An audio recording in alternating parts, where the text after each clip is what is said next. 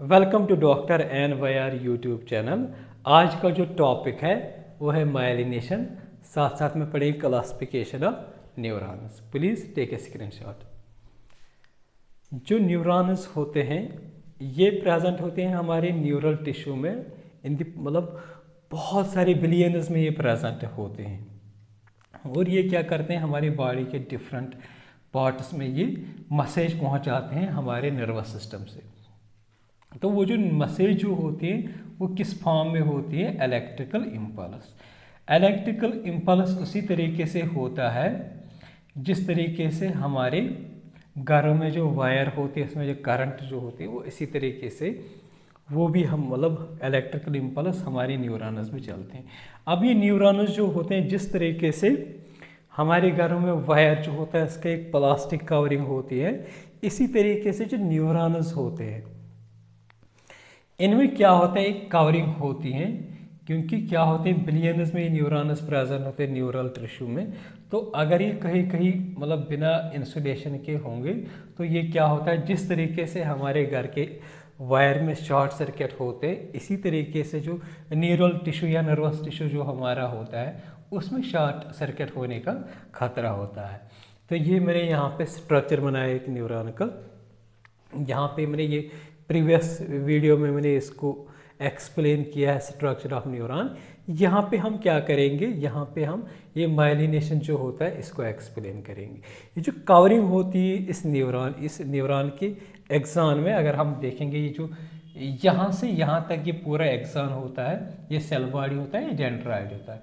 जो एक्सॉन होता है इसके एक इंसुलेशन होती है, इस इंसुलेशन को क्या करते हैं, इस फॉर्मेशन जो होती है इस इंसुलेशन या कवरिंग की, तो इसको क्या बोलते हैं, इसी को बोलते हैं माइलिनेशन। और ये क्या होता है जो ये बीच में होता है हमारा एक्सॉन, बाहर में ये इंसुलेशन होता है जिसको बोलते हैं माइलिन शीथ, ठीक है ना। और इसको कौन बनाता है, इसको एक सेल बनाते हैं, उस सेल का नाम क्या होता है, न्यूरोग्लिया। तो जो न्यूरोग्लिया जो होते हैं वो हमारी बॉडी में डिफरेंट तरह के होते हैं, तो वही हमें पढ़ना है। तो ये जो एक्सॉन्स होते हैं इनको सराउंडेड होता है, ये सराउंडेड होते हैं एक कवरिंग से जिसको बोलते हैं माइलिन। और वो जो माइलिन शीथ जो होता है उसका नेचर क्या होता है, वो प्रोटीनशियस, और दूसरा क्या होता है प्रोटीनशियस और लिपिड उसका नेचर होता है, ठीक है ना।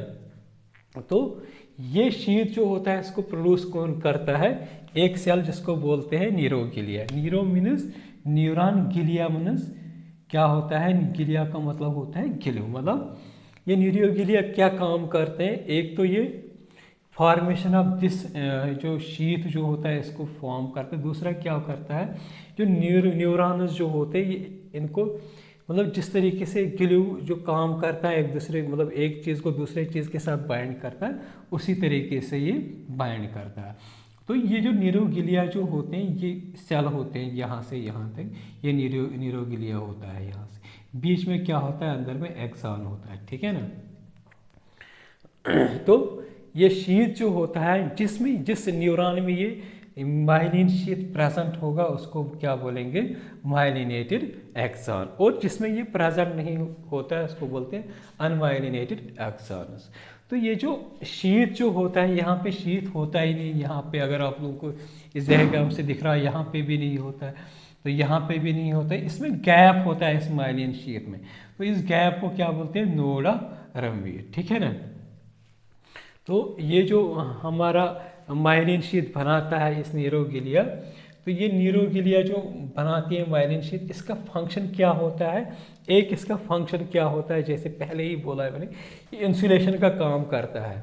हमारे न्यूरॉन्स जो होते हैं इनमें शॉर्ट सर्किट ना हो जाए इसलिए ये जो माइलिन शीथ जो होता है ये इनमें प्रेजेंट होता है, कवरिंग होता है। दूसरा क्या होता है, न्यूरॉन्स जो होते हैं इनके मेम्ब्रेन्स में, इनकी मेम्ब्रेन सरफेस पे क्या होते हैं, इलेक्ट्रिकल इम्पल्स मतलब प्रोपगेट होता है, एक सेल एक न्यूरॉन से दूसरे न्यूरॉन तक ये इलेक्ट्रिकल इम्पल्स जो होता है प्रोपगेट हो जाता है। तो उसको फास्ट मतलब तेज़ मतलब फास्ट मतलब उस प्रोपगेशन उस न्यूरॉन इम्पल्स को स्पीड अप करने के लिए ये हेल्प कर देता है माइलिन शीथ।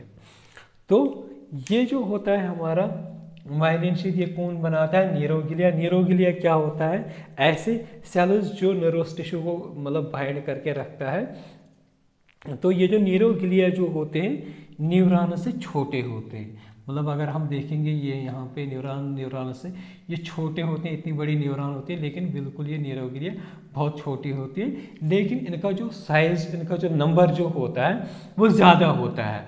मतलब अगर हम एक टिश्यू में 10 न्यूरॉन्स होंगे, इनका 3 गुना ज़्यादा होता है न्यूरोग्लिया का। दूसरा क्या करता है अगर हम देखेंगे तो ये जो न्यूरोग्लिया जो होते हैं ये 6 टाइप्स के होते हैं, ठीक है ना।